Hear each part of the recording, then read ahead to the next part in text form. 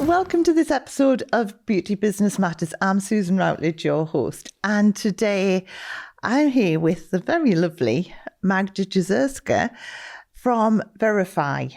Now, I got very excited when I found out about Verifrr and what potentially it can do to help our industry, the beauty industry. Magda, I'm not even going to try and explain about it. I'm going to pass it straight over to you two, and then we can look a little bit further back into how it all came about. But first of all, welcome. Oh, thank you so much for inviting me. It's a pleasure. And also, what is Verifrr? Verifrr is first world database created for practitioners from aesthetic and beauty industry. And we focused on checking and verifying authenticity of the documents, of qualifications, to make sure we're protecting practitioners and at the same time we're protecting the public. Yeah, I mean, it's absolutely awesome because, I mean, we were talking about this yesterday, weren't we? Yes. We had a bit of a meeting yesterday. And the thing is that it is, I mean, it's a minefield out there with qualifications and what is a qualification and what isn't. Yes.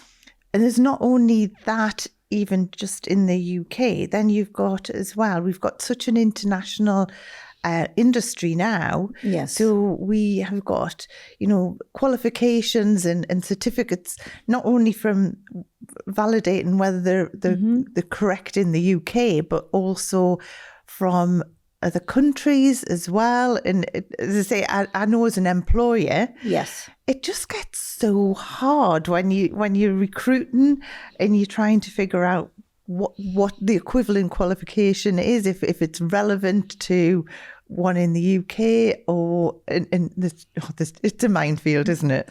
It is. The thing is that the whole industry, it's all about certificates.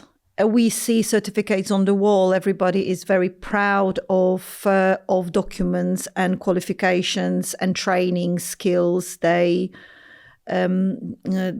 achieved throughout the career.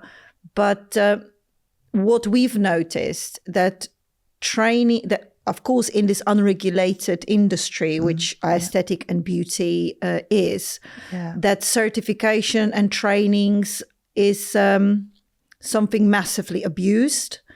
And it's not about, that's what I keep stressing it, that this is for protecting the practitioner, because if practitioner knows and runs through the diagnostics of the documents and exactly is able to justify which document is, I don't want to say authentic, I just want to say verifiable, which issuer or training provider is happy to back you up and support you even 5, 10 or 15 years after the training given, because of course you get insurance, you offering treatments based on your qualifications and documents you have.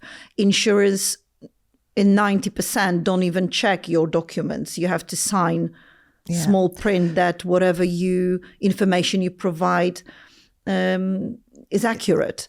So, and that can massively backfire, though. Of course, when you come to need an insurance claim or anything like that. And that's, yes. As I say, that's. But I think as well, there's a lot of times where people think they've got valid qualifications and they haven't. And they don't. Yes. And that's happening more and more. And I think as well, I see it more even since we were in lockdown. I think I don't know whether it's a generational thing, but, I did 4 years at college to get my qualifications. Now, obviously, it's mainly 2. I had to do hair as well. Now it's mainly 2. But then, it can't fail to be attractive to someone when they are just looking online and there's all these courses where it's like, a couple of days or a day, or even worse, just an online course. And, supposedly you're going to get a qualification at the end of it. Yes. And there are a lot of people who are paying a lot of money for these short courses that don't have any credence behind them, really, or if anything happened, and someone needed to claim from an insurance company, that it just wouldn't be recognised. Yes, and here we're coming to the point where, again, the topic of this industry being regulated is very important, because there is, on the market, we've got massive amount of places offering trainings. And in a lot of the cases, it became that to become beautician or cosmetologist was extremely easy. Getting into an academy offering some kind of the treatment, some kind of the training, you're getting certificate, not diploma, just certificate. You're going on the market. Plenty of employers not even checking what is it, where it's from. And I think the whole industry participated into this unregulated version of the reality we have at the moment. And naivety of practitioners getting the training from the places they shouldn't, lack of knowledge, which of course I don't blame them, because there is nowhere they can find out where to go and which qualifications were proper ones before. Now we are more and more aware, and social media are acknowledging it. And of course, the government and a lot of lobbies are making sure that the regulations are enforced.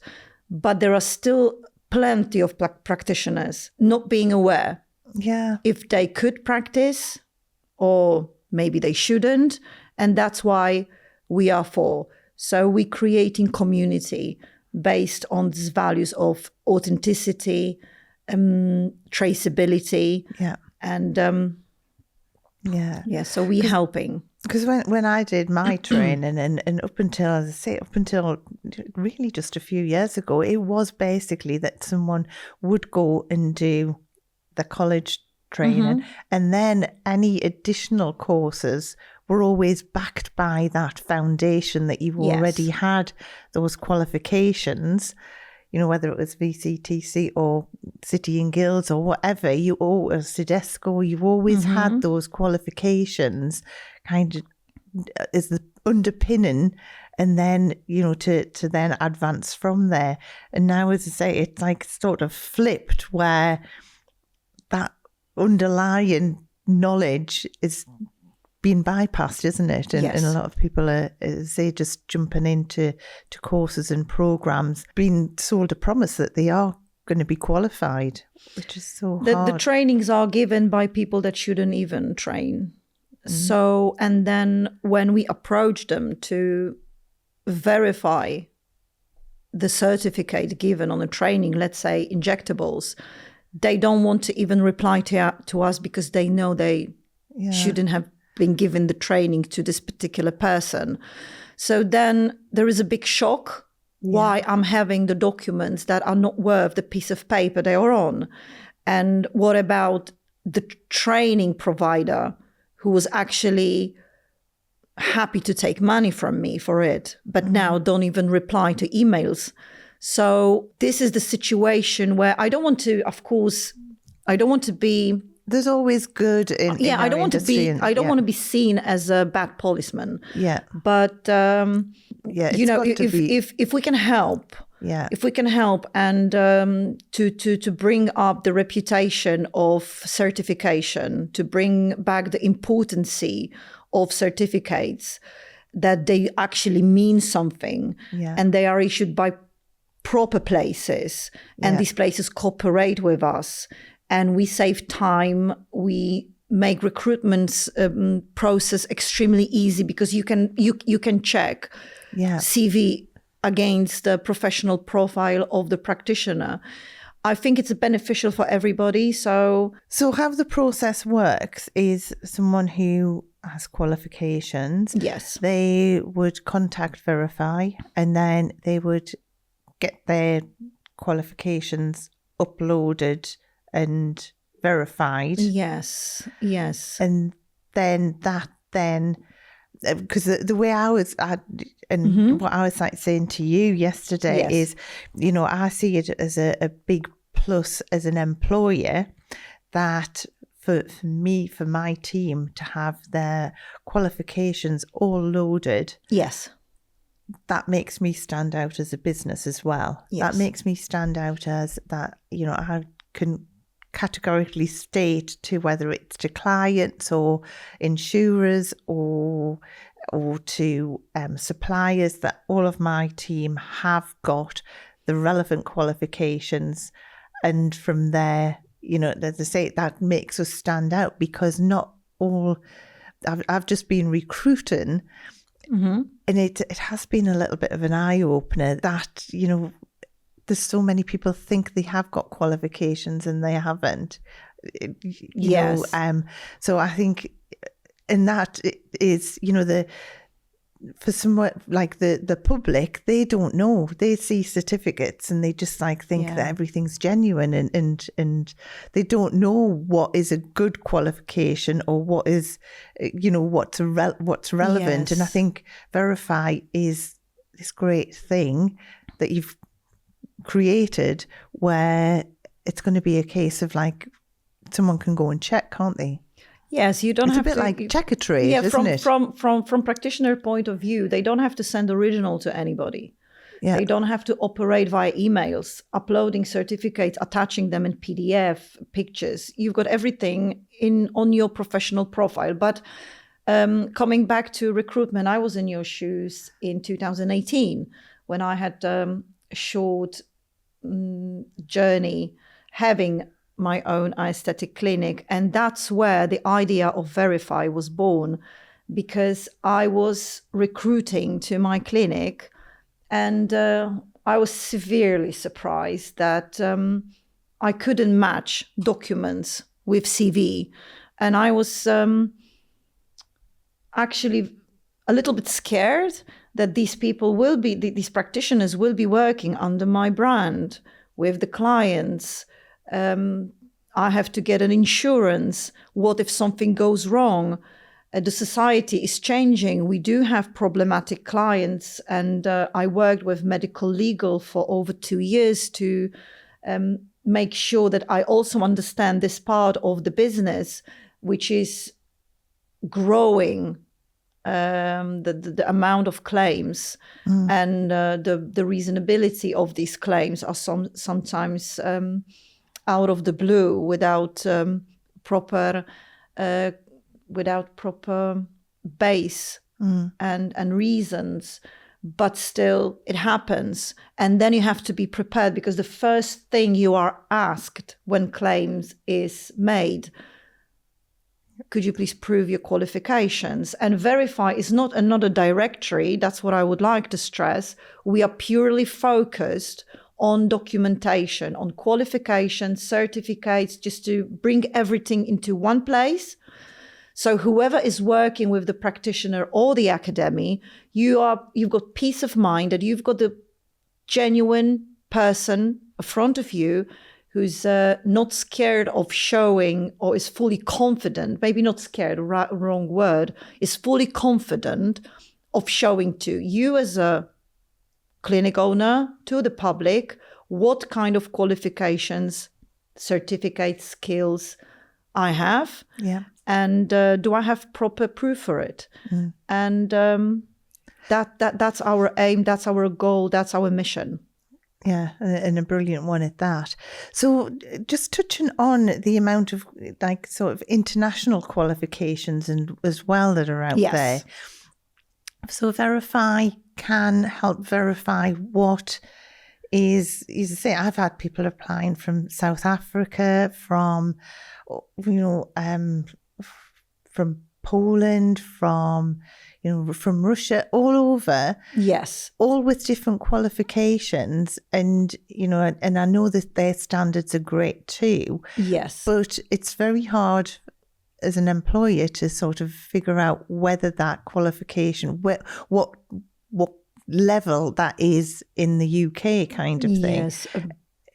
Yes. Previously it was NARIC that was doing it. If there was any government approved qualifications in another country, you could send out your diplomas there and they would give you the proper equivalent, which is very important. So whoever's coming to this country, they shouldn't actually use diplomas from the other country. They should only they should provide you with this already approved equivalent for the UK market. So that's the first thing. But any other qualifications that are not government approved, device, product trainings, and any other skills, then we are able to verify them easily with the third parties. So with the issuers, yes. Oh, that's brilliant. So going back to how this all started, yes. How did it all start, Magda? Yes, you've taken on a huge task to bring this all together and doing it beautifully. But yes, because I'm connected with, not connected. I've been working for pharmaceutical industries from 2005. And through the different levels, up to the level where I was the owner of my own company, and I became responsible person registered with MHRA. So I was responsible for quality assurance, for checking suppliers, for checking customers. So going for all the licenses, making sure SOPs are in place, and so delivering medicines to a pharmacy, to another wholesaler, or to a patient, it requires a lot of procedures where you need to follow. And everything is checkable. You can actually, and based on that one, you can run this business, because then you have to prove that you did everything to protect public safety. So then when in 2018 I started our aesthetic business, I was thinking like, where's the checks? People working for me that I have to rely on, because I'm not the therapist myself and I have to rely on them. I'm not able to check. I know where they come from. Of course, I can have the passport, but what about qualifications? And then insurance, licenses, and everything around it. Let's say, and let's admit, it's not cheap, it's not easy to. So I was a little bit upset that people and practitioners coming for an interview, they treat it very lightly. They're bringing me documents which are in one big mess. I was not, as I said before, I was not able to match CV with the documents. I was feeling that I'm wasting my time. And I couldn't waste time because, every hour cost me money. And I'm thinking, I don't want like this. I want to work with people I can trust, I can rely on, that my clients will be treated in a way they deserve, they pay for. I build my reputation. And I said no. And then I started to think, I can't find a tool on the market to do it. I don't have time to ring 20 or 30 places to check and verify these certificates, diplomas. I would need to employ another person.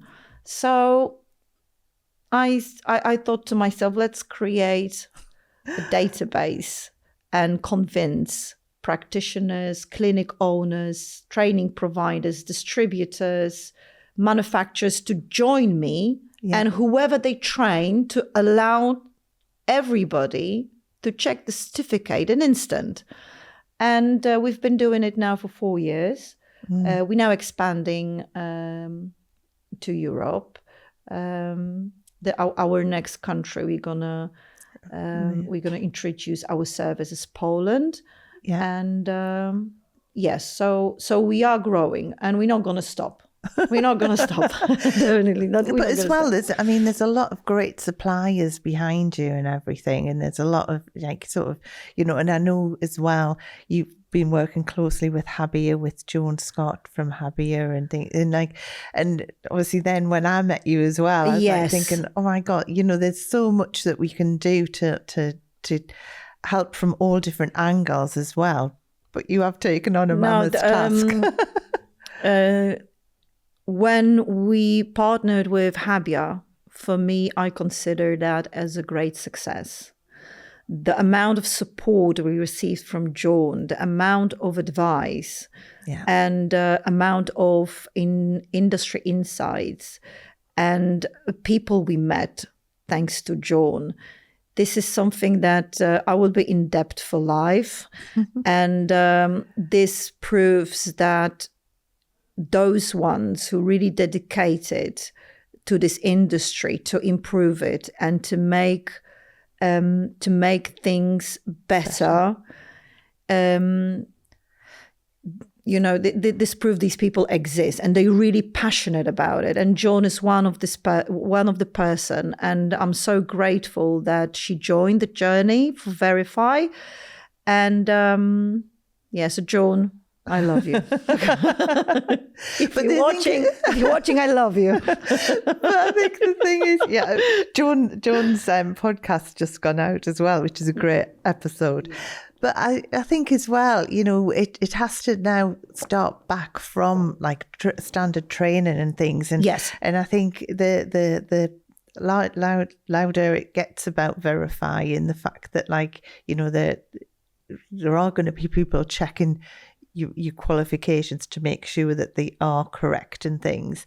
I think it hopefully that message will get out to the point where it will stop the next generation wanting to try and skip the standard qualifications, because the foundation, the level 1, 2, 3, 4 plus, yes, it's such great grounding, and you do need all of that information behind you to perform the treatments.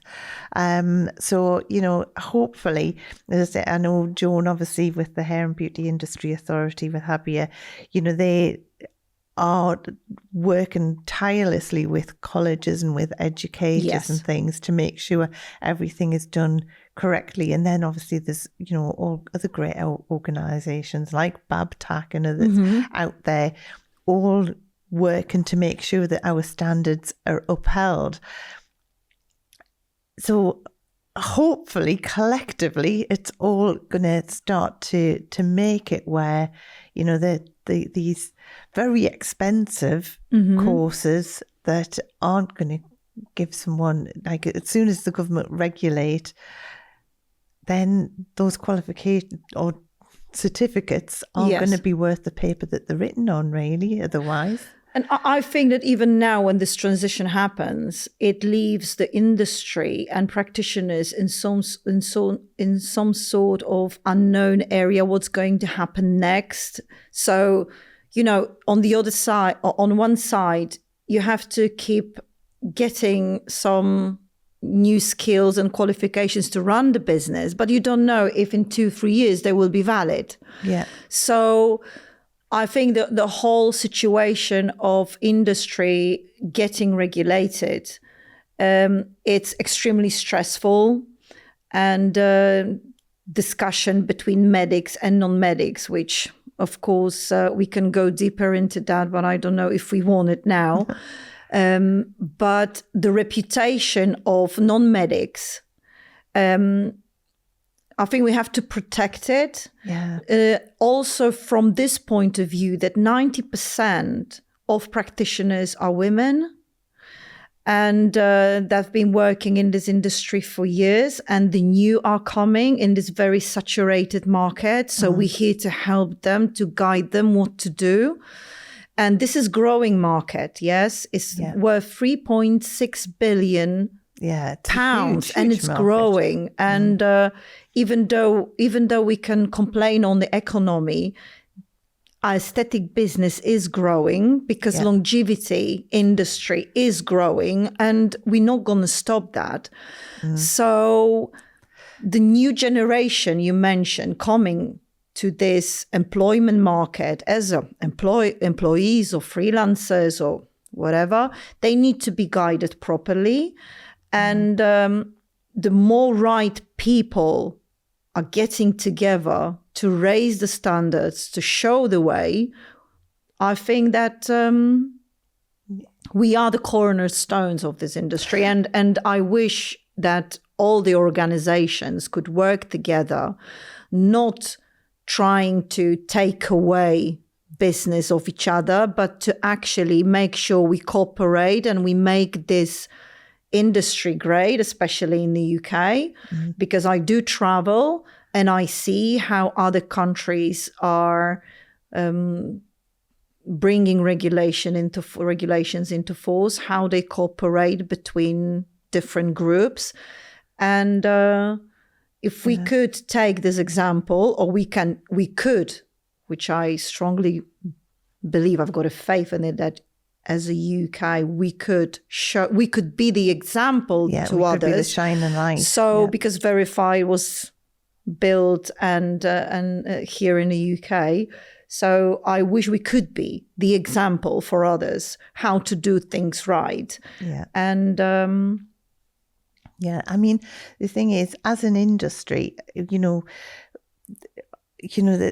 we are quite safe, as in, with AI exploding into the world.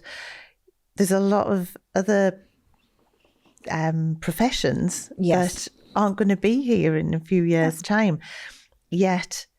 And I got invited to a Select AI dinner a few years ago. No, it was only a couple of years ago. And there we ended up having a big conversation about the beauty industry. I didn't expect even for it to get a mention when I was there. But, we were, human touch and, human interaction. Our industry, that's what it's all about. Where, as I say, it's never going to get taken away from us. It's never, like AI can't replace our profession. We'll never replace it, yes. And again, with our industry as well, it's something that you can like travel the world and, and it be something that you can take just one element and make it the whole career. I just love our industry and all that you can do within our industry. Susan, but think about this. How many, if AI dominates, how many, let's say, I don't want to say people, let's say how many women would like to join our industry? Because, as you said, AI cannot replace service. So I already see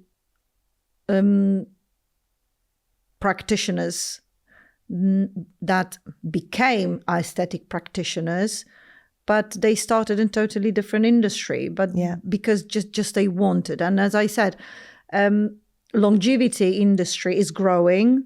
And even though you can, the researches are available online that in 2009, beautician was one of the lowest pay occupation.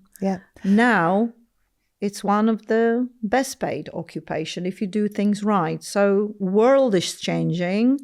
Society is changing. I believe if you do things right, you will find a place for yourself in it, but you have to do things right. There is no place for cutting corners anymore. Yes, and no, I say, and I think as well, now with our industry as well, when I trained, it was very much like hands-on, like with a little bit of electrical treatment. Now, the amount of sort of electric technology that there is in our industry is fantastic, and I think that's where it brings in the premium treatment. So there's, now there is such a, like you say, it's opened the doors for higher price treatments, which then bring in higher revenue, which then mean that like our industry can become a higher paid industry. And practitioners, clinic owners are exposed to many dangers. I'm not only saying about trainings that are not registered or the abuse of the training industry, but look how many things you have to be aware of. You have to be aware of CE marks, for the devices. You have to be aware of licensing from the council. Are you able to offer the treatments? Then where do you buy products from? Are they also CE marked? Do you have prescription-only medicines? Can you offer both, or can you offer injections, and etc.? How many things you have to be aware of, and so it's someone might say it's an easy industry. It's not. It's not. If you want to do everything properly, and if you stand out, then it means that you've done a lot of work to make it happen. So, and again, I think that's where, we've got great organisations around us, like Habia, yes, like Babtac, the organisations where, you can go and get great help on that as well, on where the boundaries are on your qualifications as well. Because, as I say, it has to be that you are sticking within the remit of where your qualifications are, as I say, the regulation from the government, hopefully that is then going to help on that as well. But I mean, as I say, there's just, we could talk all day about it, because there's so many different elements, isn't there?